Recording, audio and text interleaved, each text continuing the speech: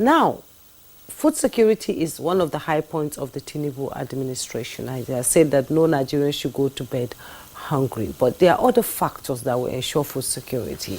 What are they? And you know, insecurity is one factor that stops agriculture from growing or exploding in Nigeria with a huge arable land, you know, everywhere, but insecurity will not allow us to do it. Will the distribution continue? Thank you. I think a gap we've left before we answer this is the substantive issue of this discussion. Assuming we have the most perfect, efficient, and effective means of distribution that is fair, what is distributed is an issue. Yes, we'll talk about quantity. Yes, but before I come to that, yes, yes. When we have talked about that, we can go to how are we going to now make sure that this does not become, you know, distribution every time. Every time, waiting for that, you know. What is being distributed is 20 trucks and that's 24,000 bags of rice. With a population like Lagos. In the last distribution, some states claimed, some residents in some states claimed they got as much as a mudu for a ward. Yes, 1.5 pint of plastic. For an area. Yes, for an area, and we had lots of complaints from different states. So, I mean, this is again another 25 kg. How far? There you go. Yes. Let me first, before I now make comment that looks like criticism, say thank you. Government is a good intention. So like Professor Zulu mentioned that thanking the federal government is good intention. Like my supervisor said many years ago, gratitude is the least of all the virtues. Gratitude. Ingratitude is the worst of all the vices. So operating from that, I appreciate that what they have done is good. But from what I call, panic measure theory, panic measure, I see that it doesn't go far. And that's a question as how far can it go? When a problem is deep-rooted, and that's the point Jumai was making about food security, insecurity here.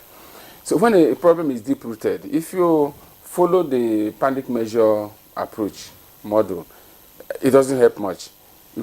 Some people see it as a drop in an ocean. Others see it, and some claim that if you distribute those 20 trucks, it's one grain for each Nigerian. These are pointing to the fact that it's grossly inadequate.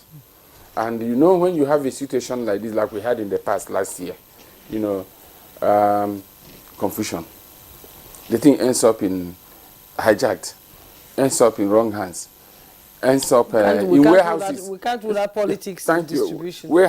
Warehouses where let us wait till the thing comes. But before then, either flood, it happened last time, flood messed up the thing, or Iraq crowd, those who are hungry and went and opened the place and scattered them and the rest of them.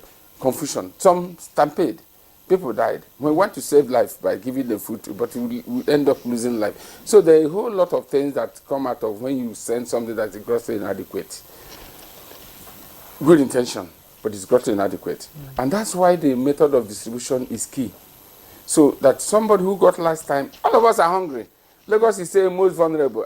Middle class is gone. Yes. Middle class. A band alone will take your salary. Exactly. Fuel. Sure. Fuel. So middle class is gone. So you find out that those who think are not vulnerable already have been pauperized, and they gradually enter into the vulnerable group. But that's another issue. So if we are trying to, address this, we buy more. We buy more. Because if you look into the history of what happened last year, when the one was given, I remember we were here talking about the thing. People complained that, in fact, by the time the thing reached their ward, it was a mudu. The container, the paint.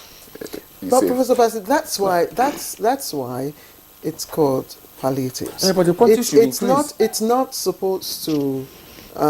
It's not supposed to solve the main problem. Agree with you. Yes. So let's not forget that. Quantity should increase. Yes, let's not forget that.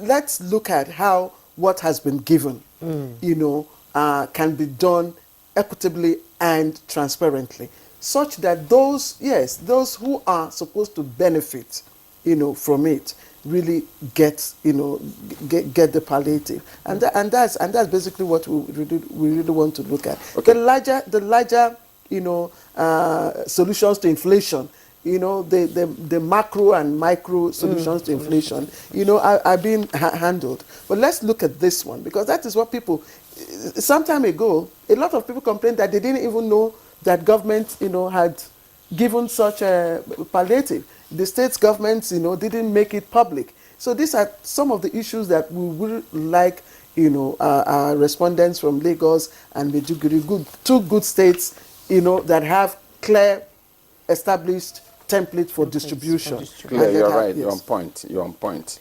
I am saying that point you are making.